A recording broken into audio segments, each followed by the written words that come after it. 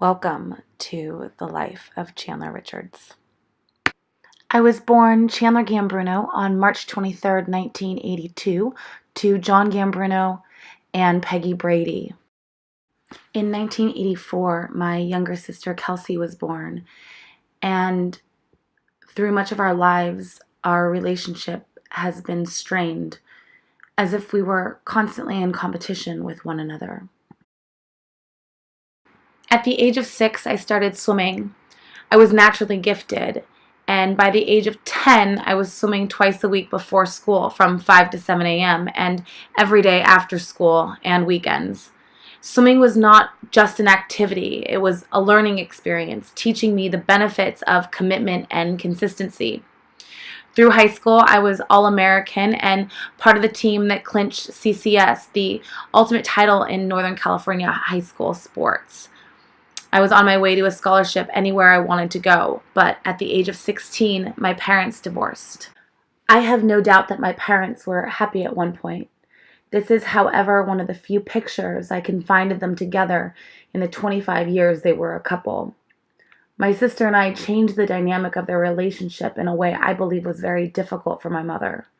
My father doted on my sister and me, particularly me and my athletic abilities. I felt at a young age the strain it put on the relationship at home. The breakup of my family was too much for my adolescent heart. Guilt and anger ensued. I quit swimming. It was calculated. Selfishly, I thought it would create pain and make my parents hurt the way I was hurting. My father still fiercely loved me, and that made me even angrier. Graduated from St. Francis High School in 2000 and luckily got into Long Beach State. My grades were very mediocre as I was relying on my athletic ability to get me into college. It was the first time I was away without structure, and I didn't make school a priority. After 2 years, I left Long Beach and moved back home for a while. Here I struggled to find my identity, who I wanted to be, how I wanted to accomplish the goals I had set for myself. Eventually, I decided to make the move to Vegas. I bought a home, created a life, and made some amazing friendships that have helped mold who I am today. But I was still the only one in 3 generations that hadn't graduated college. So, as I was working full-time, I continued to slowly pluck away at my degree. Life has a way of throwing curveballs, and my father was diagnosed with stage 4 colon cancer just after his 60th birthday. I was 28 years old. At this time, I decided that with his prognosis between 6 months and 2 years, I would pick up and move home and take care of him full time. The last 2 years of his life were the most amazing gift. We spent the days laughing and swapping stories, catching up on time, remodeling my childhood home. It was a welcome distraction.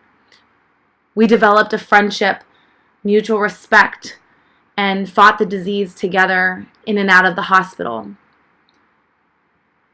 In the end, I held his hand as he took his final breath and lost his brave battle to this disease. Within the heart-wrenching suffering of the death of my father, I rediscovered exercise and used it to release emotional stress. I found it to create the structure I have discovered I need to be successful. After a few months, I had started perfecting my practice and wanted to lead, teach, and inspire others. I have been instructing ever since. It is my true passion. 6 months after the death of my father, I met Jeremy. He made me laugh and feel alive. I had found my soulmate. In July 2013, we eloped, it was just the 2 of us, to the island of Kauai, the birthplace of my grandmother. I had a small pouch of my father's ashes sewn into my dress. He walked me down the aisle that day and watched the ceremony from his beach chair in the sky. In 2015, we welcomed the birth of our daughter, Lincoln Remington Richards. She has been such a gift. her life has helped mend the relationship between my sister and me and brought our entire family closer. I couldn't ask for anything more out of my family.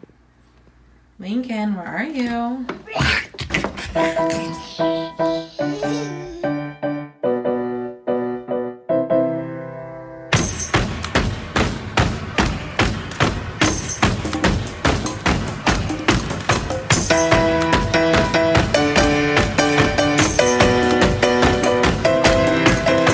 Guess who's back again?